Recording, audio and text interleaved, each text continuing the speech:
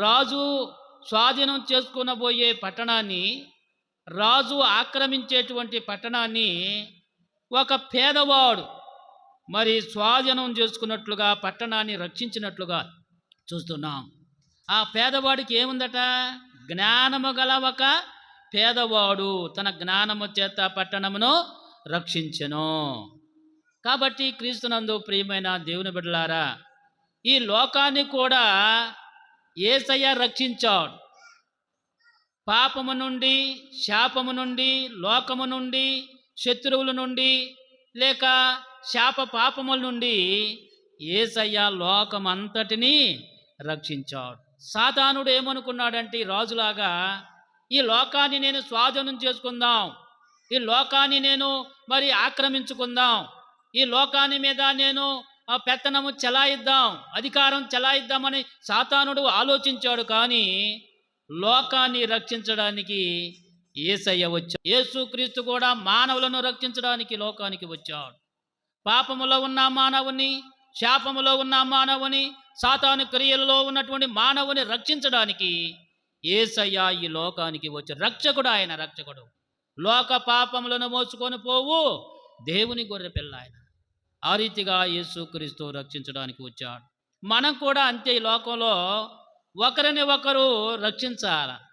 దేవుని బిడ్డలైన వారు, వాక్యం తెలిసిన వారు, యేసుక్రీస్తును సొంత రక్షకుడుగా అంగీకరించిన వారు ఇతరులను రక్షించడానికి, ఇతరులకు దేవుని వాక్యం బోధించడానికి, ఇతరులను రక్షణలోకి తేవడానికి దేవుని వాక్యం ద్వారా వారిని రక్షించేవారుగా ఉండాలని ప్రభు పేరట మీకు మనవి చేస్తున్నాం.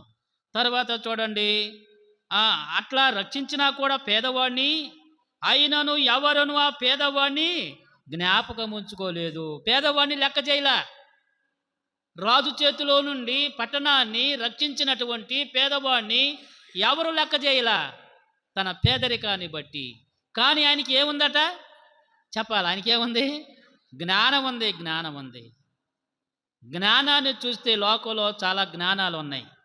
లోక జ్ఞానం ఉంది, మనుషుని జ్ఞానం ఉంది, సైతాను జ్ఞానం ఉంది, దేవుని జ్ఞానం ఉంది. జ్ఞానాలు చాలా రకాలుగా ఉన్నాయి. అయితే ఈ పేదవాడు ఈ 4 జ్ఞానాలలో ఏ జ్ఞానం కలిగి ఉన్నాడు? దేవుని జ్ఞానం కలిగి ఉన్నాడు. లోక జ్ఞానం ఉంది, సాతాను జ్ఞానం ఉంది, మనుషుని జ్ఞానం ఉంది, దేవుని జ్ఞానం ఉంది. ఈయన దేవుని జ్ఞానము చొప్పున పట్టణాన్ని రక్షించినట్లుగా మనం చూస్తున్నాం. దేవునికి స్తోత్రాలు. 16వ వచనం, కాగా నేనిట్లనుకొంటిని, బలము కంటే జ్ఞానము శ్రేష్టమే గాని పేదవారి జ్ఞానము తృణీకరింపబడును, వారి మాటలు ఎవరును లక్ష్యము చెయ్యరు. దేవునికి స్తోత్రాలు. కాబట్టి ఇక్కడ జ్ఞాని అయిన సొలొమోను ఏమంటున్నాడంటే, నేనిట్లనుకొంటిని, బలము కంటే జ్ఞానము శ్రేష్టం. కండబలం కంటే ఏ బలం గొప్పది? బుద్ధి బలం. కండబలం కంటే ఏ బలం గొప్పదట? బుద్ధి బలం. బుద్ధి బలం అంటే జ్ఞానం అన్నమాట.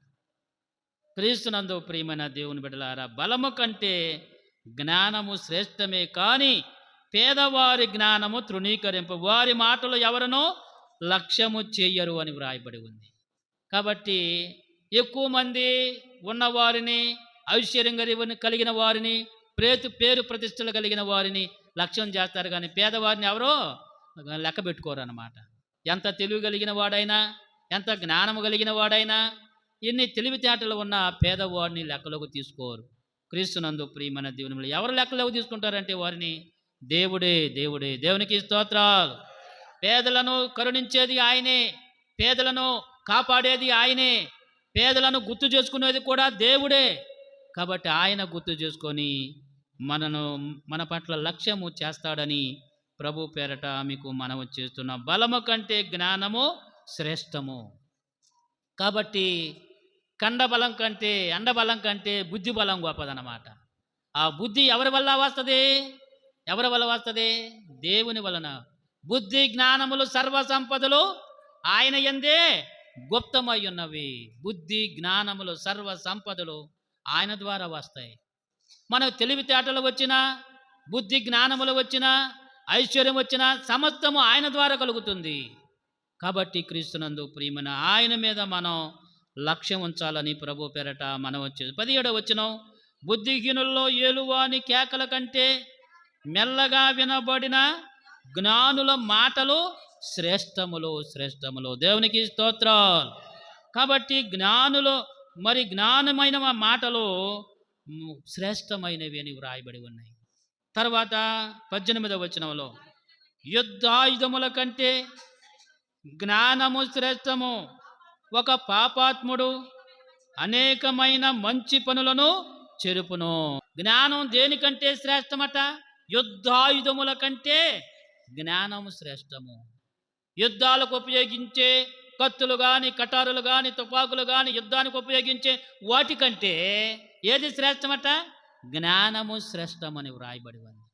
ప్రభునందు ప్రియమైన దేవుని బిడ్డలారా, కాబట్టి జ్ఞానం కలిగినటువంటి వారుగా మనందరం ఉండాలి. యుద్ధాయుధముల కంటే జ్ఞానము శ్రేష్టమని వ్రాయబడి ఉంది. యుద్ధాయుధములు ఒకతను కలిగి ఉన్నాడు, తనకి ఎదురుగున్న వ్యక్తి జ్ఞానం కలిగి ఉన్నాడు. ఎవరు? గొలియాతు, దావీదు. గొలియాతు ఏం కలిగి ఉన్నాడు? యుద్ధాయుధములు కలిగి ఉన్నాడు. ఖడ్గాన్ని, లేక శరస్త్రాణాన్ని, లేదంటే యుద్ధానికి వెళ్ళేటప్పుడు తొడుకోవలసినటువంటి తొడుగులన్నీ, మరి లేక ఖడ్గాలు కానీ, మరి సమస్తాన్ని ఆయుధాలు కలిగి ఉన్నాడు యుద్ధానికి. దావీదు కూడా తొడుక్కోమన్నారు, కానీ ఇవి నాకు గిట్టవో, ఇవి నాకు సూటు కావు, నాకొద్దు, యుద్ధము ఎవరిదట? యెహోవాదే అన్నాడు. యెహోవా మీద, దేవుని మీద ఆశ పెట్టుకున్నాడు, ఆయన మీద గురి పెట్టుకున్నాడు, దేవుని యందు లక్ష్యం ఉంచాడు. ఈ యుద్ధం నేను కాదు చేసేది, నాలో ఉన్న దేవుడు యుద్ధం చేస్తాడు అని, యుద్ధము యెహోవాది అని చెప్పి తన ఒడిశిలలో ఉన్న రాయిని తిప్పి ఆ యొక్క గొలియాతు మీద, బలవంతుడైన మరి యుద్ధశూరుడైన గొలియాతు మీద కొట్టినప్పుడు ఆ రాయితో అతను మరి చనిపోయినట్లుగా మనం చరిత్రలో, పరిశుద్ధ గ్రంథంలో చూస్తూ ఉన్నాం. కాబట్టి ఇక్కడ యుద్ధాయుధముల కంటే జ్ఞానము శ్రేష్టము, లేకుంటే ఆ గొలియాతు కంటే పరిశుద్ధాత్మ శక్తి చేత నింపబడిన దావీదు శ్రేష్టం అన్నమాట. దేవుని జ్ఞానం కలిగి ఉండాలంటే దేవునిని అంగీకరించాలి, దేవునిని హృదయంలో చేర్చుకోవాలి, దేవుని యందు నమ్మిక ఉంచాలి, విశ్వాస జీవితంలో నడవాలి, ఆయన యందు భయభక్తులు కలిగి నమ్మి బాప్తిసం పొంది రక్షించబడాలని, రక్షణ పొందాలని ప్రభు పేరట మీకు మనం. నమ్మని వానికి ఏం వస్తుందట? శిక్ష విధింపబడునని వ్రాయబడి ఉంది. అక్కడ యేసుక్రీస్తును నమ్మితే, యేసుక్రీస్తు దగ్గరకు వస్తే మనకు జ్ఞానం ఇస్తాడని ప్రభు పేరట మీకు మనవి చేస్తున్నాం. జ్ఞానమే మనల్ని రక్షిస్తుంది. యేసుక్రీస్తే రక్షించేటువంటి దేవాతి దేవుడు. అలాంటి జ్ఞానము చొప్పున నడుచుకునే బిడ్డలుగా ఉండాలని ప్రభు పేరట మనవి చేస్తున్నాం. కనుక రాజు కంటే, పట్టణాన్ని స్వాధీనం చేసుకున్న బలవంతుడైన, అధికారం కలిగిన రాజు కంటే జ్ఞానము కలిగిన పేదవాడే శ్రేష్టము. పేదవాడే పట్టణాన్ని రక్షించాడని వ్రాయబడి ఉంది. అంత మాత్రమే కాకుండా యుద్ధాయుధముల కంటే జ్ఞానము శ్రేష్టమని వ్రాయబడి ఉంది. కనుక యేసయ్య జ్ఞానాన్ని మనము పొందుకొని ఉండాలని, ఆయనలో జీవించి, ఆయనలో చెలించి, ఆయన యందు విశ్వాసం ఉంచి, ఆయనలో యేసుక్రీస్తులో నమ్మి బాప్తిసం పొంది రక్షణ పొందాలని ప్రభు పేరట మీకు మనవి చేస్తూ ఉన్నాం. పాపుల మార్గంలో ఉండకూడదు. ఒక పాపాత్ముడు అనేకమైన మంచి పనులను చెరుపును. ఒక పాపాత్ముడు అనేకమైన మంచి పనులు జడగొడతాడు. కాబట్టి పాపుల లిస్టులో, పాపుల జాబితాలో ఉండకుండా పరిశుద్ధుల జాబితాలో ఉండాలంటే యేసయ్యను మనం అంగీకరించాలి, జ్ఞానం పొందిన వారుగా ఉండాలని ప్రభు పేరట మీకు మనవి చేస్తున్నాం. సామెతల గ్రంథం 14వ అధ్యాయం 1వ వచనంలో, సామెతల 14, జ్ఞానవంతురాలు తన ఇల్లు కడుతుంది, మూఢురాలు తన చేతులతో తన ఇంటిని ఓడబెరుగుతుంది అని వ్రాయబడి ఉంది. జ్ఞానవంతురాలు, జ్ఞానం కలిగిన స్త్రీ తన ఇంటిని కడుతుంది అన్నమాట.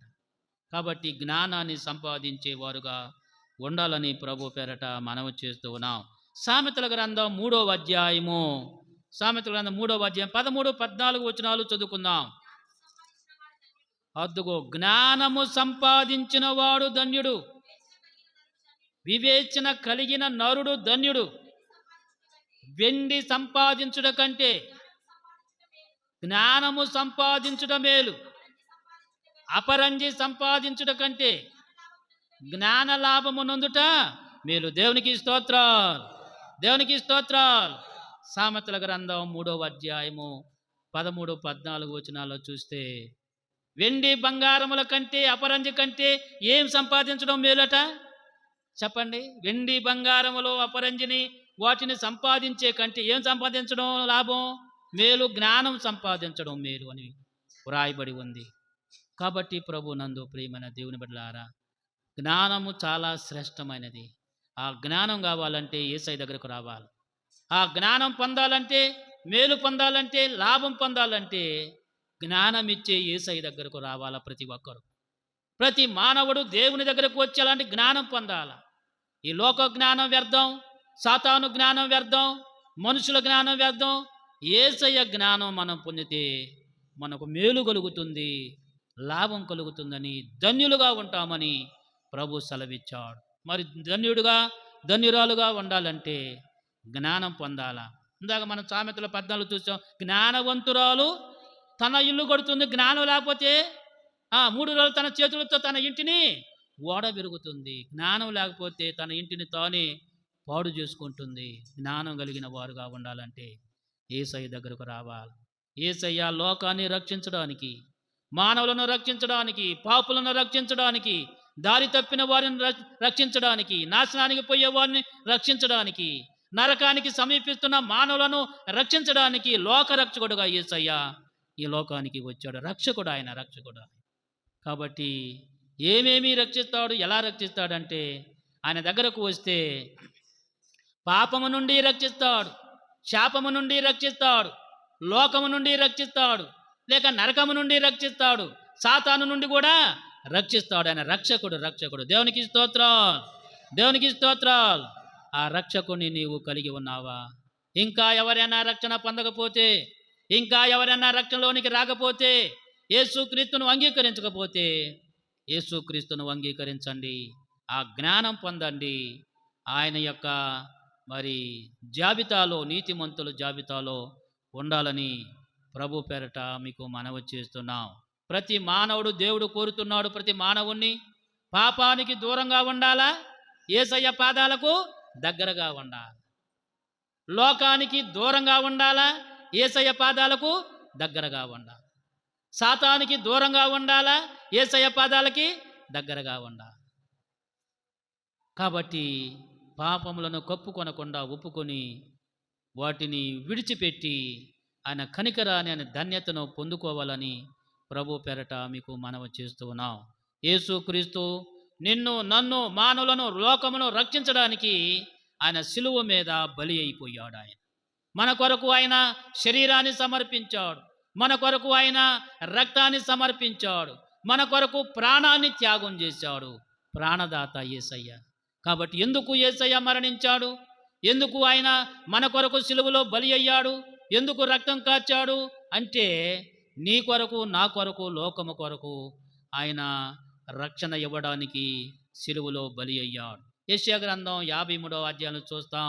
మన అతిక్రమ క్రియలను బట్టి అతడు గాయపరచబడను, మన దోషములను బట్టి నలుగొట్టబడను, మన సమాధానార్థమైన శిక్ష అతని మీద పడెను, అతడు పొందిన దెబ్బల చేత మనకు స్వస్థత, రక్షణ కలుగుతుంది. దేవునికి స్తోత్రాలు. నాకు, నీకు, మానవుల కొరకు రక్షణ ఇవ్వడానికి, స్వస్థత ఇవ్వడానికి, విమోచన ఇవ్వడానికి, నరకము నుండి విడిపించడానికి ఆయన సిలువలో బలి అయ్యాడు. ఆయన పాపము చేసినందువలన ఆయనకు సిలువ యాగం రాల, లేక సిలువలో బలి అవ్వలేదు. మానవులందరి కొరకు ఆయన సిలువలో బలి అయ్యాడు. నా పాప భారం, నీ పాప భారం, లోక పాప భారాన్ని ఆయన మోసుకొని ఆయన సిలువలో ప్రాణత్యాగం చేశాడు. అది విశ్వసిస్తున్నావా, గ్రహిస్తున్నావా?